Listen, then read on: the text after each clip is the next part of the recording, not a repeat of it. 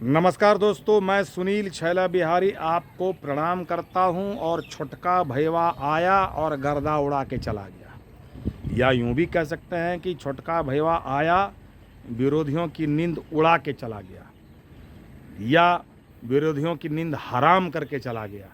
जो चाहे आप कह सकते हैं, इसको जैसे चाहे आप अपने तरीके से एक्सप्लेन कर सकते हैं। छुटका भैया को बड़का भैया भी बहुत बचा के रखा था अंत समय के लिए। अर्थात बड़का भैया को भी पता था कि जब सामने वाली पार्टी ब्रह्मास्त्र चलाने लगेगी तो हमारे पास भी ब्रह्मास्त्र होना चाहिए लास्ट में चलाने के लिए, और उस ब्रह्मास्त्र को बचा कर रखा था। और जब उधर से ब्रह्मास्त्र चलना शुरू हो गया, अर्थात जब मोदी जी आए और उसके बाद फिर बैक टू बैक उनका जो कार्यक्रम था कि मोदी जी के बाद जेपी नड्डा साहब का, उसके बाद अमित शाह जी का, उसके बाद राजनाथ जी का, तो उसी समय के लिए बड़े भाई ने छोटे भाई को यानी ब्रह्मास्त्र को बचा कर रखा था। और छोटा भाई आया, गर्दा उड़ा के, इसलिए मैं बोल रहा हूँ चला गया कि हेलीकॉप्टर से आया। हेलीकॉप्टर से आया और एक दिन में 5 सभा करके चला गया। कहने वाले ये भी कहते हैं कि बहुत ज़बरदस्त कॉम्बिनेशन बना के गया, बहुत ज़बरदस्त समीकरण बना के गया। समीकरण अर्थात राजनीति की भाषा में समीकरण मतलब जातिगत समीकरण जब बनाए जाते हैं, और यह समीकरण बड़ा अच्छा लोग बोलते हैं कि रघुवंशी और यदुवंशी, तो वो एक समीकरण बना के चला गया। अब रघुवंशी यदुवंशी का कितना समीकरण, क्योंकि खुद जब पवन सिंह रघुवंशी हैं तो राजपूतों का वोटर तो इनके साथ था ही स्टार्ट से, उसी बेस के आधार पर तो पवन सिंह वहाँ लड़ने गए। और जब वो पागल हुए तो उसके साथ और भी बहुत सारे लोग पागल हो जाते हैं, देखा देखी में भी लोग पागल होते हैं। और अंत में जो यह ब्रह्मास्त्र पवन सिंह साहब चले, तो इससे वोटों का कितना फ़ायदा होगा, मुझे लगता है कि मैं इसके बारे में आपको नहीं बता के या विश्लेषण नहीं करके आपसे मैं जानने की कोशिश करूं कि पवन सिंह साहब आए, बड़े कलाकार हैं, सुपरस्टार हैं, दोनों सुपरस्टार हैं, तो आए और गए तो निश्चित रूप से वोटों का फ़ायदा तो होगा ही। लेकिन इसका विश्लेषण अगर आपसे मैं कहूँ करने के लिए कि किस तरह से फ़ायदा हो, तो आप कमेंट में बता सकते हैं, क्योंकि आजकल तो जितना मैं बोल सकता हूँ उतना आप भी बोल सकते हैं। यही है कि मैं बोल के बोल रहा हूँ, आप उसमें लिख के बताएंगे। तो मुझे आप बताइए, क्योंकि मुझे ऐसा लगता है कि अब तो खैर अंतिम फेज में है, तो सब लोगों का ध्यान वहाँ पर है कि काराकाट की तरफ, और सब लोग देख रहे हैं। तो आप बताइए कि खेसारी लाल यादव जी जो आए, छोटका भैया, मैं खेसारी लाल यादव को बोल रहा हूँ, क्योंकि बड़का भैया और छोटका भैया का अक्सर आप देखते होंगे लड़ाई चलते रहती थी, अक्सर दोनों लड़ते रहते थे।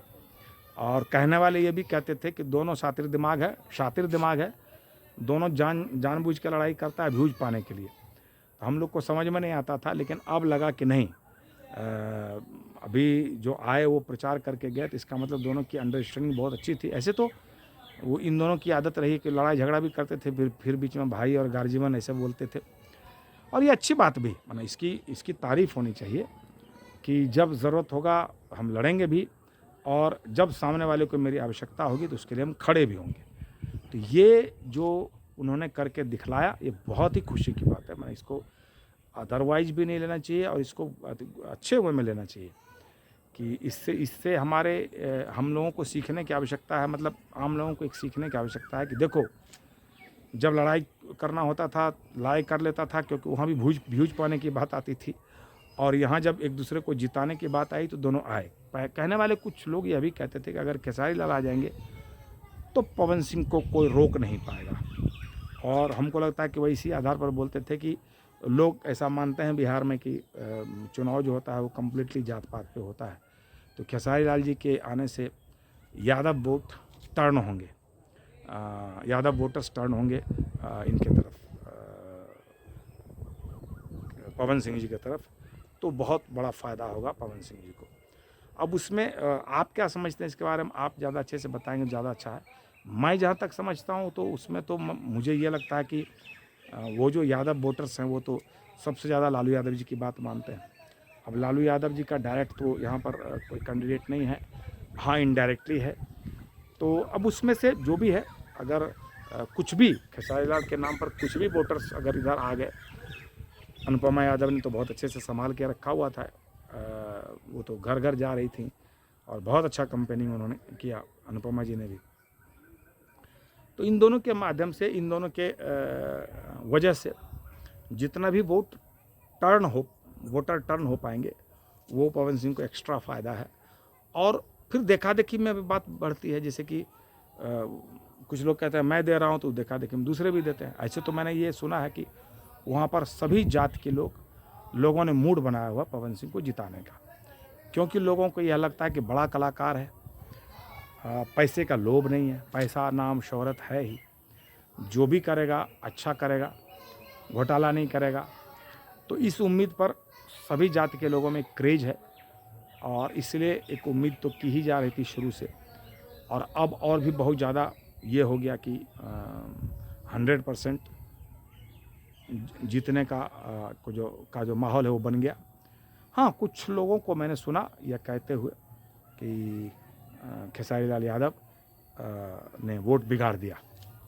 अब ये किस आधार पर कह रहे हैं नहीं पता, उस आधार पे कह रहे होंगे कि खेसारी लाल जब बोलने लगते हैं तो बहुत बोलते हैं, और जब धारा प्रवाह बोलते हैं तो उसमें कुछ ऐसी बात निकल गई होगी, तो हो सकता है। लेकिन मुझे लगा कि नहीं, ऐसी कोई बात है नहीं, क्योंकि मैंने जहाँ तक सुना वैसा कुछ उन्होंने नहीं बोला कि जिससे कुछ गड़बड़ी हो। लेकिन कुछ लोग व्यूज पाने के लिए ऐसा लिख देते हैं। एक आध मैंने वीडियो में देखा, खेसारी लाल वोट बिगाड़ के चले गए, खेसारी लाल ने पवन सिंह की मुश्किलें बढ़ा दी, ऐसा इस करके। लेकिन वो अंदर जाकर देखा तो मुझे लगता है कि बहुत बड़ा कारण नहीं था, वो ऐसे ही लोग बोलते हैं। मुझे लगता है कि इनके आने का फ़ायदा होगा, हो रहा है, हुआ है। आप क्या सोचते हैं इसके बारे में, आप ज़रूर बताइएगा। और अब सिर्फ एक फेज़ का चुनाव बचा है, इसलिए जहाँ जहाँ भी यह फेज़ है, लास्ट फेज़, मैं हाथ जोड़कर आपसे विनती करता हूँ कि इस बार आलसीपना मत कीजिएगा। गर्मी बढ़ गई है, इसमें कोई शक की बात नहीं है, लेकिन वोट देने ज़रूर जाइएगा। अपने वोट का जो पावर होता है उसका यूज ज़रूर कीजिए और वोट डालने जाइए। मैं यही आग्रह करता हूँ। लास्ट फेज में वोटिंग परसेंटेज इतना बढ़ा के दिखा दीजिए।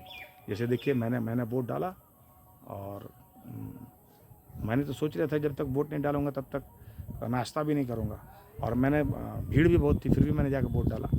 तो आप सब वोट डालने ज़रूर जाइएगा, और वोट डाल के सेल्फी भी खिंचवाइएगा, फेसबुक पर लगाइएगा, ताकि लोगों को लगे कि आप जागरूक नागरिक हैं। वोट डालने वाले लोग जागरूक होते हैं, तो इसलिए जागरूक होने का परिचय दीजिए और वोट डालने ज़रूर जाइएगा। और फेसबुक पर अगर आप यह हम वीडियो देख रहे होंगे तो हमारे फेसबुक पेज को फॉलो कीजिएगा, लाइक कीजिएगा, कमेंट कीजिएगा, शेयर कीजिएगा। और अगर यूट्यूब पर देख रहे होंगे तो हमारे यूट्यूब चैनल को सब्सक्राइब कीजिएगा। और अगर एक बार कर चुके हैं तो दोबारा मत कीजिएगा। एक बार करने के लिए बहुत बहुत धन्यवाद। नमस्ते, प्रणाम, भारत माता की जय, जय हिंद।